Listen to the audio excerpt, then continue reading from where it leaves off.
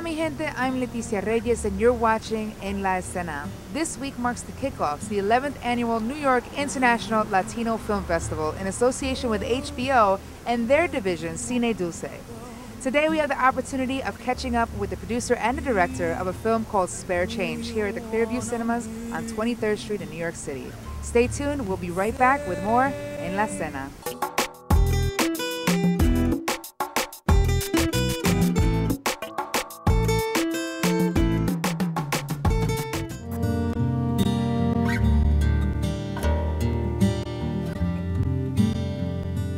Well, you can go where you wanna go. Why won't you believe? I'm not your case. And today we are here with writer, director, and star of the film Spare Change, Suzette Azariah Gunn. Is that correct? Yes, that's correct. How you doing? I'm doing wonderful. How are you? I'm good. I'm blessed. I can't complain. So tell us, for those who don't know, you're half black, half Puerto Rican. Is that correct? Where were you born and raised? I was born in the Bronx, baby. In the Bronx, right here in New York. That's right, Tracy Towers. That's wonderful. It's homegrown. That's right, all day, every day. So tell us, the process of writing this was actually born of your own inner turmoil and things that you were going through at the time. Can you tell us about the writing process? Yeah, it was actually, I was going through a difficult time. I was dealing with my personal issues, but I wanted to write something to help someone that I really cared about. And as I began to write, things evolved. It was cathartic for me, and the rest is kind of history.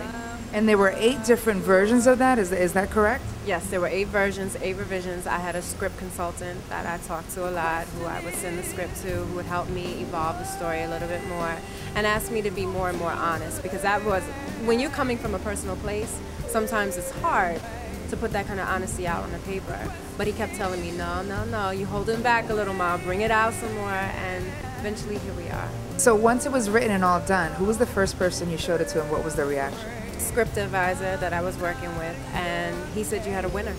He was really excited about it, and then I took it to a couple people over at NYU who wanted to do it, and their time didn't allow, so I said I was going to do it on my own.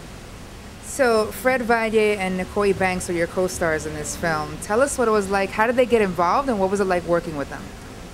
Fred was a leap of faith. I was not going to audition him because he didn't actually look the part in his headshot. He looked like a gangster. I was like, he can't play a homeless man.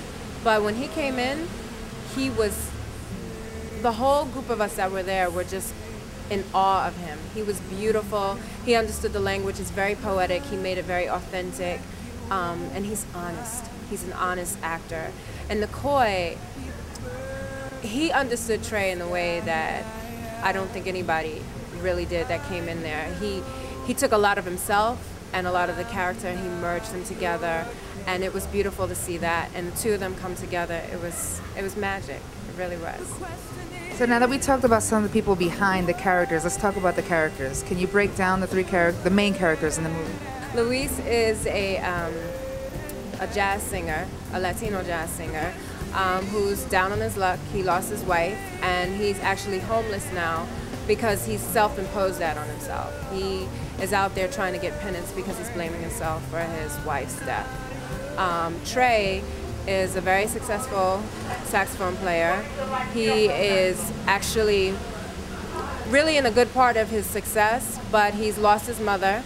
He is now losing the ability to play with his hands because he's dealing with arthritis, early stages of it. And he's no longer in a relationship with the woman that really loved him. And sometimes when you are very caught up with the act of what you're doing, you forget about the things that really matter. And he starts to reevaluate that once he meets Luis. And Isis, she is Trey's... It's played by you. Yes, that's who I play. She is his love, who has tried to move on from the relationship. She started dealing with someone else, but unfortunately she's still kind of stuck there. And I'm not going to tell you what happens, but you know, there's a lot of love, there's a lot of history there between the two of them, and just just have to wait and see. Well, speaking of love, this was called A Labor of Love. It was actually shot in just 6 days, which is amazing, and under the budget of $10,000. Is that correct? How did that all form? I was really blessed and very fortunate to have people who were very passionate about what they do as artists, and then were also very passionate about the script. And together, nobody let go, nobody, as tired as we were, everybody kept fighting because they believed in the project. And it does, it comes from a labor of love because everybody loves what they do, but also it's written out of love, you know, it's written out of a place of wanting to heal, of wanting to enlighten, of wanting to give opportunity. So all of that is encompasses of love. And it is a story of love. It is definitely a story of love on very different levels, not just romantic love, but just love of humanity and life. So Andrea Mark Green and Miles Maker were the co-producers of this film. Can you tell us what it was like working with them? Miles is, he's a godsend. He puts his heart and his love into everything that he does. I would never have expected him to do all the things that he did, but again, he was someone who, in the initial stages, was there just a little bit, and then just progressively in, you know, and he just really believed in the project. And Andrea is actually Jeff Green's wife. They were both working with me together, and they were just very generous with their time, with their finances, because they believed in the project, and I'm very thankful for them. So how did you feel when it was picked up by Cine Dulce and the New York International Latino Film Festival? Girl! Big moment for you, I'm sure. Gosh.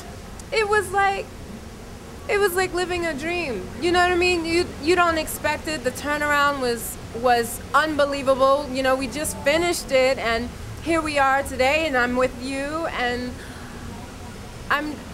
there are no words. Just complete gratitude. I've been crying and praying and just like, you know, it's a dream come true. I never would have conceived this for them. Never would have thought that your own life experiences and sadness would turn into something so beautiful. No, I didn't. God creates magic. It's funny, I was in church this morning and I gave a testimony because I'm like, it's amazing how... You're saying amen in the church. I really was, because it was like, you know, someone took my pain and my hurt and just allowed me to create magic out of it, and I didn't know people would be so moved and touched, and I just hope when they see the film they feel the same way. Thank you so much. We'll be back with more in La Escena.